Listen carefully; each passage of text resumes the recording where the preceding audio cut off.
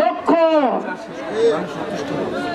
সুসম্মানিত ভাইয়েরা, আমার সভাপতির অনুমতি ক্রমে আপনাদের উপজেলার সভাপতি অনুমতি ক্রমে আমি একটি কথা বলতে চাই। সামনে 11 আগস্ট আমাদের জেলা বিএনপির ভোট। এই ভোটে আমি একজন সাংগঠনিক প্রার্থী। আমি বলতে চাই আপনাদেরকে যে আমি এখানে ভোটে দাঁড়িয়েছি। আমি স্বপ্ন মস্তারি করি, আমার মার্কা হচ্ছে কলস। আপনারা র্যালি করে আপনারা সকলে আসলে ক্লান্ত। আপনারা জানেন যে আজকের এই দিনে আমরা নতুন করে বাংলাদেশের স্বাধীনতা পেয়েছি। শেখ হাসিনা 17 বছর আমাদের উপর জেল জুলুম নির্যাতন, হত্যা, গুপ্ত হত্যা, অপহরণ, রিমান্ডে নির্যাতন এবং বিনা কারণে হয়রানি করেছে। জেল আপনারা সবাই জেল কেটেছেন, বেশিরভাগ নেতা কর্মীরা জেল কেটেছে, ঠিক কিনা?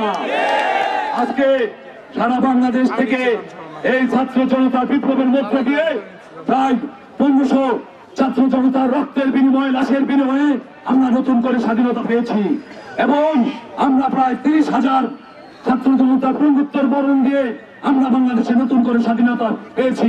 এই ফ্যাসিস্ট শেখ হাসিনা দোসররা বাংলাদেশ থেকে এই দেশে পালিয়ে যেতে বাধ্য হয়েছে বাংলাদেশের ছাত্র জনতার রোষায়নের মধ্যে দিয়ে। ম্যাডাম খালেদা জিয়ার আপোষহীনতার কথা মনে রাখতে হবে। জনাব তারেক রহমানের যে দীর্ঘদিনের গণতন্ত্রের আন্দোলনে তিনি যে যুক্ত আছেন, তার যে স্যাক্রিফাইস, আরাফাত রহমান কুকুর যে জীবনদান, শত শত ছাত্রদের যে জীবনদান, শিশুদের জীবনদান, শ্রমিকের জীবনদান, সাংবাদিকও নিহত হয়েছে, কিছু পুলিশও নিহত হয়েছে। এই যে সাধারণ জনগণের, সর্বস্তরের মানুষের জীবনদানের মাধ্যমে আমরা যে বিজয় পেয়েছি, এই বিজয়ের ধরে রাখার প্রথম এবং একমাত্র উপায় হচ্ছে জনগণের হাতে ক্ষমতা ছেড়ে দেওয়া। এই 12 জন বিদেশি নাগরিক আর এই এনজিও মার্কা উপদেষ্টা আর শিশু উপদেষ্টাদের দিয়ে আমরা 12 মাস পুষেছি তাদেরকে। আগামী দিনে আমরা চাই জনগণের হাতে ক্ষমতা অর্পণের ব্যবস্থা করতে।